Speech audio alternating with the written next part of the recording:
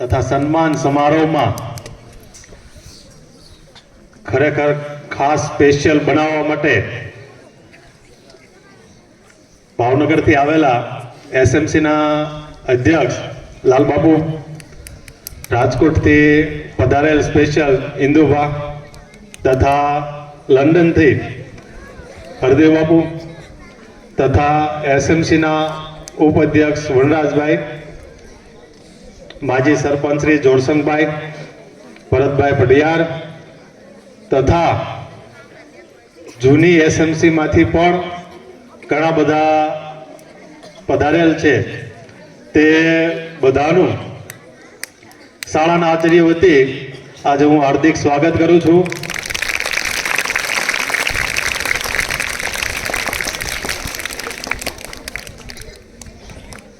આજે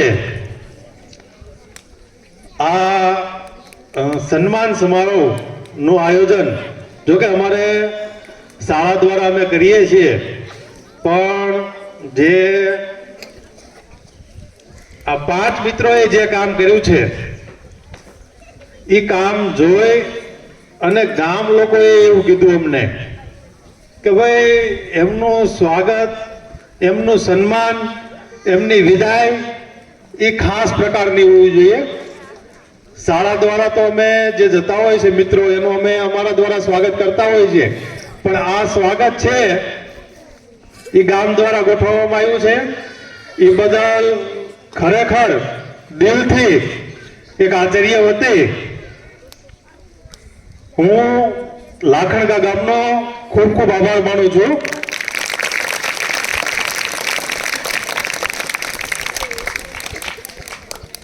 મિત્રો, આજે આ 5 શિક્ષક મિત્રો ગયા છે એની ખોટ છે એ ખરેખર કાયમ માટે રહેશે, કારણ કે આ 5 જણા છે ને એ જેવા તેવા નહોતા.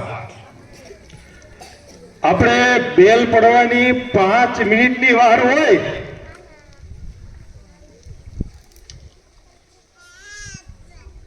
છતાં એમના વર્ગમાંથી બાળકોને કંઈક ને કંઈક રજૂ કરવા માટેનો અવાજ એમના વર્ગમાંથી સંભળાતો. હંમેશા બાળકોને કંઈક આપવા માટેનો પ્રયત્ન 5માં 5 પૈકી હોય તો પણ એમના વર્ગમાંથી આવતો હતો. એટલા માટે સ્પેશિયલ છે. તમે નહીં માનો કે હું જયારે 2015માં અહીંયા નોકરીએ લાગ્યો, 2015માં અહીંયા શાળામાં હું આવ્યો ત્યારે ખરેખર હું તો પ્રાઇવેટ શાળામાંથી આવ્યો હતો, સરકારીનો મને કોઈ અનુભવ નહોતો. ઘણા લોકો એમ પણ કહેતા હતા કે નિલેશભાઈ તમારી ખરેખર જરૂર નહોતી અહીંયા. એનું મુખ્ય કારણ શું હતું તમને ખબર છે કે એની પહેલા જે હું આવ્યો એ પહેલા 2-3 વર્ષ પહેલા કદાચ શાળાની પરિસ્થિતિ અત્યંત ખરાબ હશે. કદાચ ગામ લોકો મૂલ્યાંકન કરતા હશે કે બાળકોને 100 એકડા નથી આવડતા. ત્યારબાદ રાકેશભાઈએ બીડું ઝડપ્યું 2 વર્ષ, અને જે ખરેખર જે નીચું લેવલ હતું એ લેવલથી 2 વર્ષમાં એમને સ્ટેજ છે ટેબલ લાવી દીધું. શાળાની પરિસ્થિતિ તમામ પ્રકારની સુધારી નાખી. અને પછી હું આવ્યો એટલે ઘણા ગામ લોકોએ મને કીધેલું કે નિલેશભાઈ તમારી જરૂર નહોતી અત્યારે અહીંયા. એનું કારણ મુખ્ય એક જ હતું કે ગામ લોકોને પણ રાકેશભાઈ જેવા આચાર્યની ખરેખર જરૂર હતી. પણ મેં પણ એ વખતે વિચાર કર્યો તો મેં કીધું આ લોકો એમ કહે છે કોઈ વાંધો નહીં, પણ રાકેશભાઈ જે પ્રમાણે ચલાવવા માંગે છે એ પ્રમાણે જ તે આપણે ચલાવશું. મિત્રો, ખરેખર મને એક જન્મ તારીખનો દાખલો કાઢતા નહોતું આવડતું, પણ મારું સતત ને સતત માર્ગદર્શન મારા ઉપર રાકેશભાઈ દ્વારા થયું, બેન દ્વારા થયું, કે જેના લીધે તમને આજે હું સક્ષમ આચાર્ય તરીકે અહીંયા હું દેખાઉં છું એનું મુખ્ય કારણ એ છે બંને. આજે મને એ વખતે મને એમ કહેતા હતા કે નિલેશભાઈ તમારી જરૂર નહોતી, પણ આજે મને હું સક્ષમ આચાર્ય તરીકે છું તો આજે બધા એમ કે સાહેબ તમારે નિવૃત્ત આયનાન થવાનું છે. તો એનું મુખ્ય કારણ ખરેખર રાકેશભાઈ અને બેન છે, અને એમ જો આમ જોવા જઈએ તો મારા ગુરુ છે. કારણ કે ક્ષણે ક્ષણે રાકેશભાઈના દિલમાં એક જ અવાજ હોય કે આ બાળકોનું ભલું કેમ થાય, આ બાળકોનો વિચાર કેમ થાય.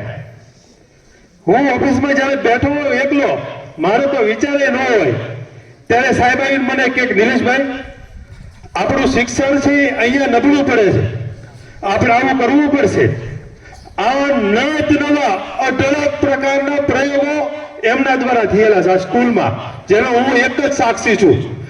પડદા પાછળ રહી મને એક ઉજળો કરી, અને પડદા પાછળ મારી પાછળ ફક્ત ને ફક્ત જો હાથ હોય ને તો એ સાહેબનો છે, બરાબર. એટલે ખરેખર એ એક મારા ગુરુ છે. અને મેં પહેલેથી જ વિચારી લીધું હતું કે મારા આ ગુરુ છે, અને એ મારા ગુરુ જે પણ કહેશે એનો હું સ્વીકાર કરીશ. એવું નથી કે ઘણી વાર રાકેશભાઈ મને કડવા નહીં કીધા છે, ઘણી વખત કીધેલું છે મને, પણ એનો મુખ્ય હેતુ એક જ છે કે આ બાળકોનું શિક્ષણ સુધરે. જ્યારે પણ બાળકોનું શિક્ષણ બગડતું હોય ત્યારે અમારે બેની ટસલ થઈ જતી હતી, નિલેશભાઈ તમે આમ નથી કરતા, તમે તેમ નથી કરતા. પણ એમનો મુખ્ય હેતુ છે એ બાળકોના શિક્ષણ સુધારવા પાછળ હતો. મારા મોટા ભાઈ ગણો તોય ભલે, મારા ગુરુ ગણો તોય ભલે, કે જે સાહેબ છે આજીવન મને ઘડવા માટે જે મોટો ફાળો આપ્યો છે, એવા શિક્ષક રાકેશભાઈને ખરેખર આજીવન મારા ગુરુ તરીકેનું બિરુદ આપીશ, અને ક્યારેય એમને નહીં ભૂલું. બીજું, શિક્ષણમાં ખરેખર સુધારણા અમે બે વર્ષ રહ્યા, ઘણું લેવલ ઉપર લાવ્યું, પણ પછી મનીષભાઈ દ્વારા એને ગતિ પકડાવવા માટે ખૂબ એટલે ખૂબ પ્રયત્ન થયા. મિત્રો, અંગ્રેજી વિષય છે એ ખરેખર અઘરો છે, પણ રૂમમાં મનીષભાઈ પાસે એવી કળા છે કે રૂમમાં છે એ ખરેખર બાળકોને સરળ રીતે અભિનય સાથે ખૂબ જ પ્રયત્નથી શીખડાઈ દેતા હતા. મિત્રો, આજ સુધીમાં આપણી શાળાના કુલ 50 કરતા વધારે વિદ્યાર્થીઓને જો શિષ્યવૃત્તિની માં લાભ અપાયો હોય તો એમાં મોટો ફાળો મનીષભાઈનો છે. 50 જેટલા બાળકોને આજ સુધીમાં એમના દ્વારા ખૂબ એટલે ખૂબ જ સારા એવા પ્રયત્નો થયા છે. એમનો ખરેખર મોટો પ્રયોગ છે એ ગામમાં છે, જે ગામમાં દિવાલો બોલે છે. મિત્રો, વેકેશનમાં એ મિત્ર નથી ગયા હો. વેકેશન, ઉનાળાના વેકેશનમાં બધા પોતપોતાના ઘીરે હોય, અને સાહેબ છે અહીંયા દિવાલું ચિતરાવતા હોય, બરોબર. બહુ અઘરી વસ્તુ છે હો.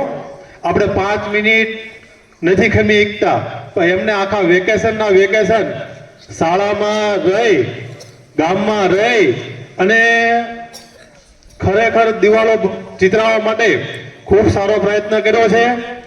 અને એમાં આપણી પણ જવાબદારી બને છે કે એમને જે પુરુષાર્થ કર્યો છે, એમને જે કામ કરેલું છે એ આપણે ચરિતાર્થ કરીએ. કઈ રીતે? તો એ જે દિવાલો બોલે છે એનું ભવિષ્ય આપણે છે એ વાંચતું રહેવું જોઈએ, આપણને એ બધું આવડવું જોઈએ.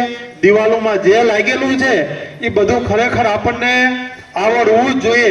એવું કરીએ આપણે એમનો જે પુરુષાર્થ છે એમાં આપણે સહભાગી થઈ શકીએ છીએ, બરોબર.